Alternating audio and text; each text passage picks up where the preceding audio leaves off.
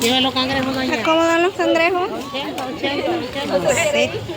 Lleven los cangrejos, doñita. Ahorita compro. Llévala, pura hembra, pura hembra. ¿De dónde los traen? 80 la hembra, pura ¿De dónde los traen estos? Son las más grandes que cargan. De Collán.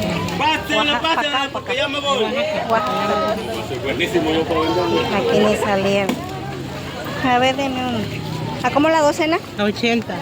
Deme una docena. Me tiene muy pero yo ya me quiero ir.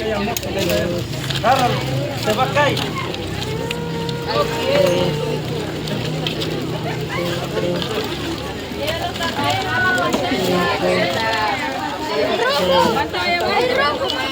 Ah, sí, por favor, rápido, venme ustedes. Los cangrejos de 70.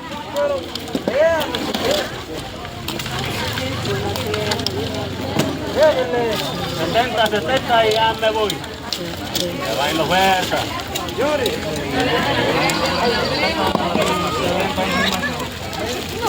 Ya me voy.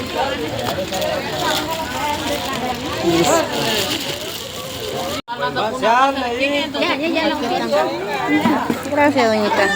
Gracias. ¿Cuánto le damos? ¿Qué? ¿Lo va a transmitir para dónde? ¿Para el norte? Para que me vea. Yo tengo una silla allá.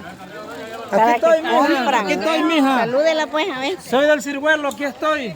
Tengo Vendiendo cangrejos. cangrejos. Eso. Estoy vendiendo cangrejos. ¿De dónde los trae? El ciruelo. De Ciruelo. Ok. Soy Ahorita lo Lalo, voy a si no me conocen. Lalo Vargas. Que te vean estudiar tuya. Lalo Vargas del ciruelo vendiendo cangrejos. No, y aquella muchacha también ya lo transmitió.